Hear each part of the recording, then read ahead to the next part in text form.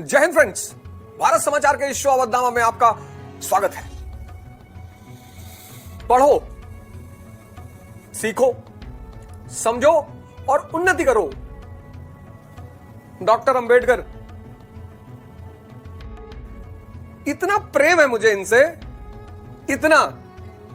ये जितने भी लोग आप यहां देख रहे हैं, आप एक काम करो, इसी बैकग्राउंड की फोटो खींच लो आप और अपने पढ़ने वाले मेज पर लगाओ। डॉक्टर अंबेडकर।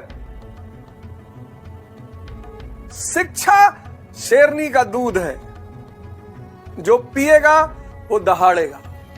आज मैं इतिहास विषय पर बहुत ज्यादा नहीं बोलूंगा। आज मैं कुछ ऐसी बातें करूंगा।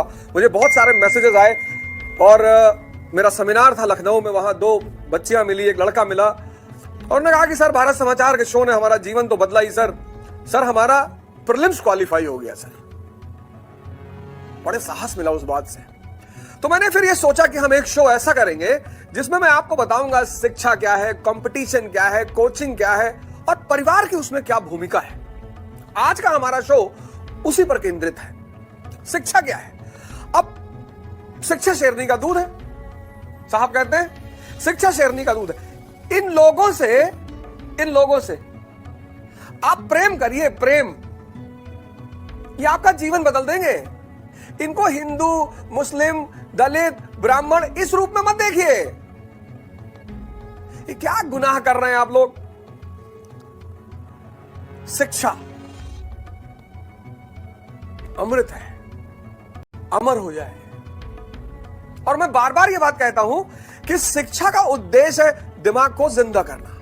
अब मेरे बड़े सारे भाई बहन, हमारे समाज के लोग शायद शिक्षा का मूल उद्देश्य नौकरी मानते हैं। मैं मानता हूं, मैं भी मिडिल क्लास से आता हूं, तो हमारे परिवार की भी इच्छा थी, खासकर हमारे माताजी की इच्छा थी कि भैया अच्छा पढ़ लो और नौकरी लग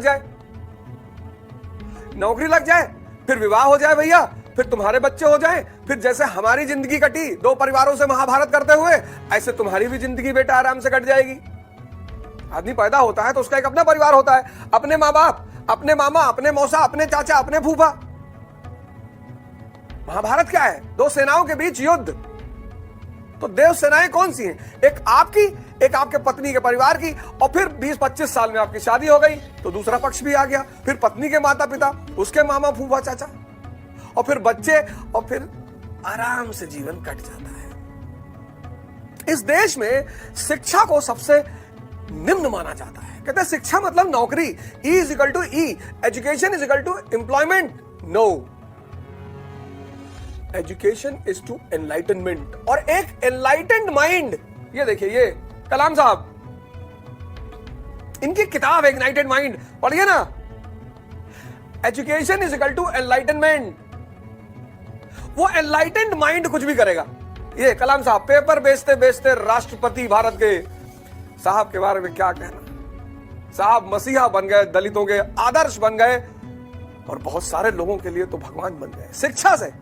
ये स्वामी विवेकानंद ज्ञान शक्ति का आधार है। सुभाष चंद्र बोस आज भी ब्रिटेन की सिविल सेवा को दंश की एक आदमी हमारे घर में घुसकर हमको चुनौती देकर चला गया। भाई वहां पर इनसे पूछा गया, सिविल सेवा के इंटरव्यू में पूछा गया, सुभाष बोस क्या नहीं कर सकता? बोले सब कुछ कर सकता। तो बोर्ड मेंबर ने अपनी अंगूठी निकाली, सामने रखा, कहा इसमें से निकल के दिखाओ। इन्होंने पेपर लिया, उस पर लिखा सुभाष चंद्र बोस, निकल के दिखा दिया। ये सरदार भगत सिंह। जवानी इतनी क्रांतिकारी हो सकती है, इतनी। मुझे नहीं लगता कि इतनी महान जवानी किसी की रही होगी। तो शिक्षा क्या है? अब शिक्षा में कुछ गलतियां हमारा समाज करता है, शायद अनजाने में करता है। मैं आज आपको एक पैरामीटर दे रहा हूं, आप उस पर सोचिएगा, विचार करिएगा, फिर निर्णय लीजिएगा। जितने लोगों के बच्चे नर्सरी से क्लास 5 में पढ़ रहे हैं, कृपया करके हाथ जोड़कर कह रहा हूं, प्लीज उनको प्रेशर ना दें और साइकियाट्रिस्ट से बच्चों को थोड़ा सा दूर रखें। वो प्रेशर साइकियाट्रिस्ट के पास जाए, ऐसा मैं नहीं कह रहा हूं। मैं तो देखता हूं बड़े बड़े, मेरी बच्ची है, उसको उसके टीचर ने कहा कि इसको साइकियाट्रिस्ट के पास ले जाना पड़ेगा। बच्चा साइकियाट्रिस्ट के पास जाएगा? बच्चे से ज्यादा मस्त कौन होता है? लेकिन परिवार और समाज उसको प्रेशर दे रहा है। 5 से नर्सरी से क्लास 5 का जो जीवन है, आप किताबों को देखो, 5 नर्सरी से क्लास 5 में सबसे ज्यादा किताबों में क्या है? चित्र है। नर्सरी में एप्पल बना है, फिर नीचे ए लिखा है। देखना और पढ़ना, देखना सिखाइए आप उसे, खुद ही पढ़ने लगेगा।